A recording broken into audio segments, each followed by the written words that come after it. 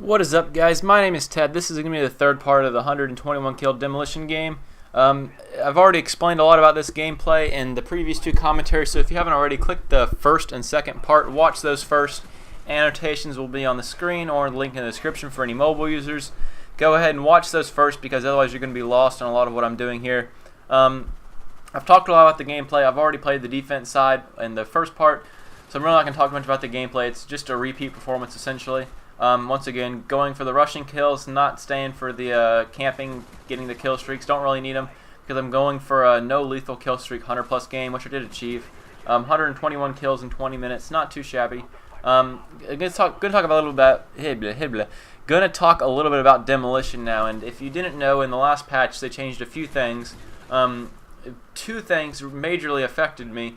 The first one was that they removed firing range and jungle from the demolition playlist. Now, if you didn't already know, they've also removed Havana and Nuketown from the demolition playlist. So essentially, they're removing slowly every single map that they can from the demolition playlist, which is stupid to me. I'm not sure why they're really doing it. They know they've got a fucked up spawn system, a fucked up game in general. I'm not sure why they're just trying to remove the different maps. Like, that's going to solve a problem. I can spawn trap on Array if I need to. It's just making it a little bit more difficult for me. But if they're trying to remove the spawn traps or whatever, if you go into a general game of firing range demolition or a general game of jungle demolition, you're probably not going to be spawn trapped. The jungle demolition spawn trap is very hard to pull off. By the way, I'm not like having a seizure here. I'm just staying back in the map till the enemy plant the bomb, which they did. So then I pushed forward a little bit more. But back to the thing though, like if jungle's a relatively large map, it's a very difficult spawn trap to pull off. I don't know why they'd remove that one over, say something like Summit. Summit's a simple spawn trap. There's like 2 exits from the spawn. I cut both those off and we just push up the middle side. It's a very easy spawn trap to perform. I don't know why they're trying to block off some of the maps and get them out of the playlist. I've still got gameplays from firing range, from jungle. They're not the easiest spawn traps to get into. A lot of times my team takes it until the second round, until we got a little bit of air support, before we could even pull one off. So, and once again, I'm not really sure why they're taking them off the playlist. They're just, if they've got a fucked up spawn trap, why can't, or fucked up spawn system, why can't they just change or add in 2 spawns and removing the whole map? There's no philosophy behind that. Treyarch does everything very haphazardly, I think. Instead of, adding in 2 spawns to Havana outside of the corridors that was the original spawn trap, instead of adding in like 1 or 2 spawns away from where their other spawns are at to give people a breath of fresh air to get out of the spawn trap and an actual chance, instead of doing that, they just remove the map altogether.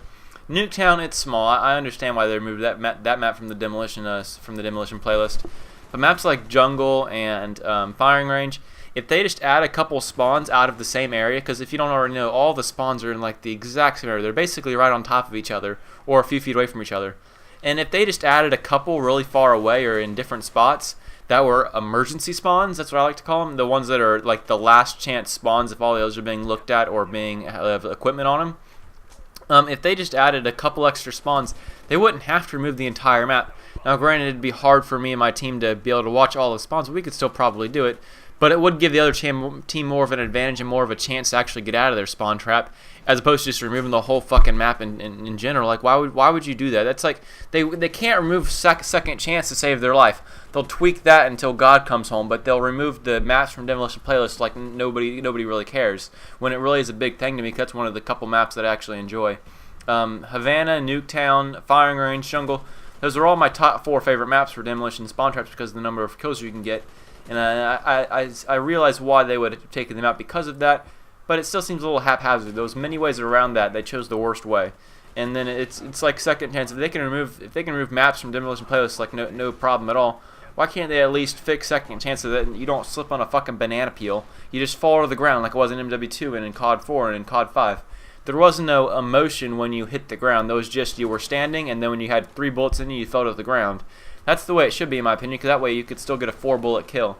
Especially in hardcore, I know one of my friends, Jacob, abuses that, because you're invincible for a quarter of a second there. Meanwhile, you can attack the other person. In a hardcore, it's a 1-bullet kill.